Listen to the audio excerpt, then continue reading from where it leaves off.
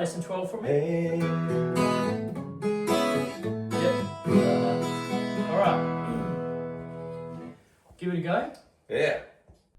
Yes, it's that time again for a Sing It Live behind the sound video here on the Crafty Music Tips YouTube channel. My name is Crafty. If you've seen a bunch of these before, you know what's going on. But basically, this is something new for the Sing It Live channel. If you're an avid watcher, you would have seen that in the past few weeks, there's been some Wurli Sessions, which of course is the Wurlitzer, the wonderful keyboard that Darren plays.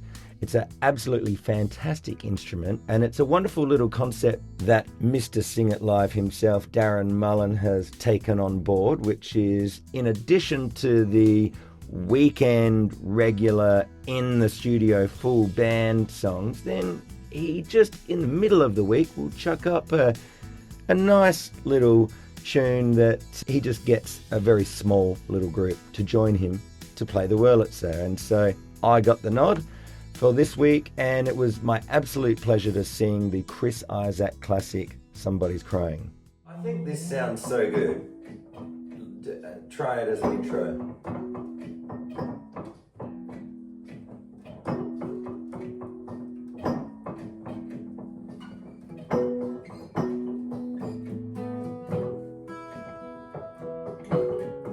Well, you don't have to dive right in. Why don't I start it? And then we'll build from there. Alright.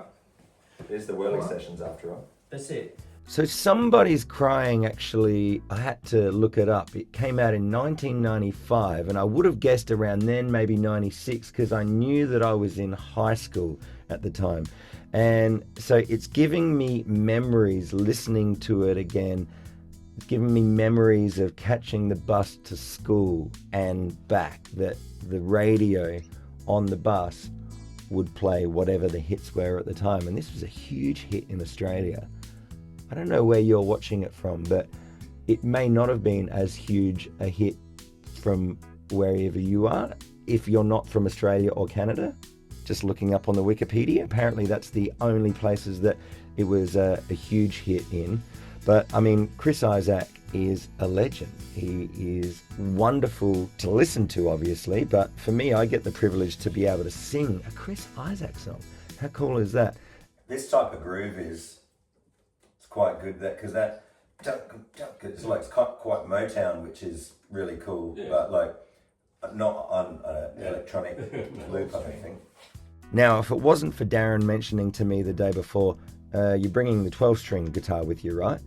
Then I probably would have just taken a 6-string acoustic guitar. Actually, I would have just used his. He's got a wonderful acoustic guitar himself, but I didn't realize that there was a 12-string acoustic on the original. And yeah, if it wasn't for Damo, the wonderful Damien that's playing bass accompanying us, he suggested I do a really cool thing, playing the chord, the full chord there of the E major. We played it a semitone down from the original, and then when we went to the second chord, instead of playing C sharp minor, you know, just as you normally would, he just suggested, you know, this is kind of like a Foo Fighters way of playing it,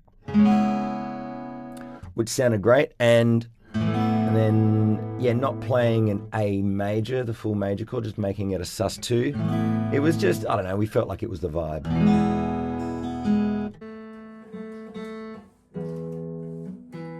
Oh, this is making sense. It's the thinner ones that are more affected. That makes sense. Yeah. Alright. Well, In polyphonic mode, it must get very confused because it thinks it's smart until you're working on a 12 and it's going, hang on.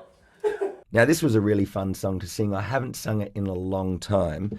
I did it back in my studying days, and I thought I'd just mention it to Darren that it's one of the songs that I can sing, and it was a really interesting thing actually having this extra knowledge years later to realize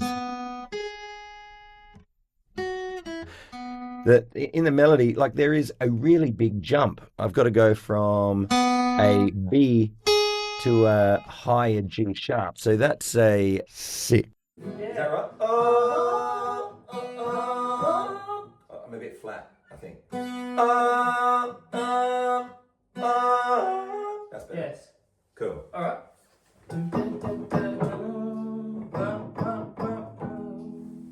It's on the beat, isn't it? Yeah. Okay.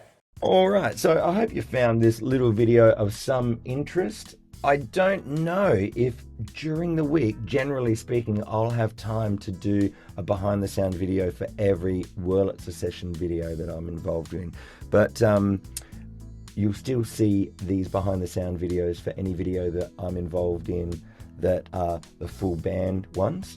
Now, I will just say before I get out of here that Sing It Live has a big concert coming up on September 13th at the Tailem Bend racetrack, which is going to be a huge event. If you're in South Australia and you haven't already booked tickets, well, what are you doing?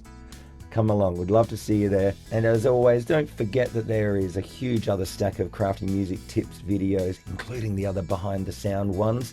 And being that this is a music tips channel, I'm going to leave you with a tip. You don't have to do every single thing right now with your music. Just do the next thing. I hope that helps. I'll see you in another one of these videos really soon. Take care.